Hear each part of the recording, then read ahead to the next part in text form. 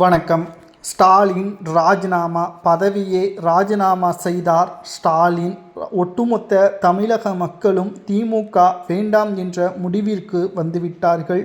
விஜய் அவர்கள் தனி பெரும்பான்மையை நிரூபிக்க முடியாததால் 108 இடங்களை கைப்பற்றியுள்ளார். தற்பொழுது ஆட்சியை அமைப்பதற்கு இன்னும் 10 இடங்கள் தேவை என்ற காரணத்தினால் கூட்டணிகளுடன் ஆலோசனை நடத்தி வருகிறார். திமுகவின் கூட்டணி அதிமுகவின் கூட்டணியுடன் ஆலோசனையை நடத்தி வருகிறார். தற்பொழுது ராஜினாமா செய்த ஸ்டாலின் அவர்கள் தனது இணையதள பக்கத்தில் தமிழ்நாட்டை தலைகுனிய விடமாட்டேன் என்பதை பதிவு செய்துள்ளார். ஸ்டாலின் அவர்கள் தமிழக அரசியலில் மிகப்பெரிய ஒரு திருப்பத்தை 2வது முறை முதல்வர் என்ற வரலாற்று சாதனையை படைப்பார் என்று எதிர்பார்த்த நிலையில் ஒட்டுமொத்தமாக தமிழகம் முழுவதும் விஜய் அவர்களது அலை பதிவு செய்யப்பட்டுள்ளது.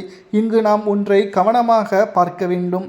புதிய நபர்கள் உடனடியாக முதல் முறை எம்எல்ஏக்களாக தேர்வாகியிருக்கிறார்கள். அதிலும் கொளத்தூர் தொகுதியில் ஸ்டாலினை தோற்கடித்தவர் மிகவும் பேசும் பொருளாக மாறியுள்ளார். இதற்கு என்ன காரணம் தெரியுமா?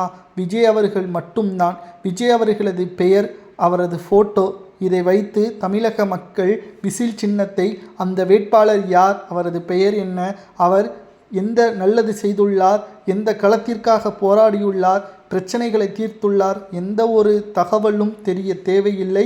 விஜய் அவர்களது பெயர், விஜய்க்காக வேட்பாளராக களமிறக்கப்பட்டவர் என்ற ஒரே வார்த்தையால் ஒட்டுமொத்த தமிழக மக்களும் விஜய் அவர்களுக்காக வேட்பாளர்களை தேர்வு செய்து தமிழகத்தை ஒரு விரல் புரட்சியால் மாற்றத்தை கொண்டு வந்துள்ளார். அதிலும் குறிப்பாக கொளத்தூர் தொகுதியில் ஸ்டாலின் எம்எல்ஏவாக முடியாத அளவிற்கு வாக்குகளை பெற்று முதலிடத்தில் வந்துள்ளார்.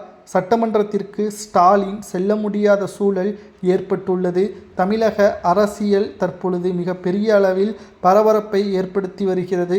ஸ்டாலின் அவர்கள் ராஜினாமா என்பது திமுகவின் தொண்டர்களது கண்ணில் ஒட்டுமொத்தமாக கண்ணீர் வரும் அளவிற்கான செய்தியாக சமூக வலைதளங்கள் முழுவதும் வைரலாக பரவி வருகிறது. சரி, 10 எம்எல்ஏக்கள் விஜய் அவர்களுக்கு தேவை.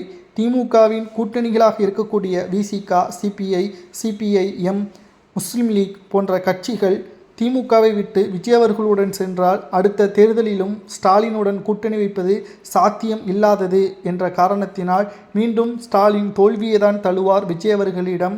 ஏன் அடுத்த போட்டி எடப்பாடிக்கும் விஜய்க்கும் என்ற நேரடியான போட்டியாக மாறும். ஸ்டாலின் களத்திலேயே இருக்க மாட்டார் என்ற ஒரு செய்தியும் சமூக வலைதளங்களில் பதிவுகளை நம்மால் பார்க்க முடிகிறது. இதை பற்றி உங்களது கருத்துக்களை மறக்காமல் கமெண்ட் வாயிலாக கூறுங்கள்.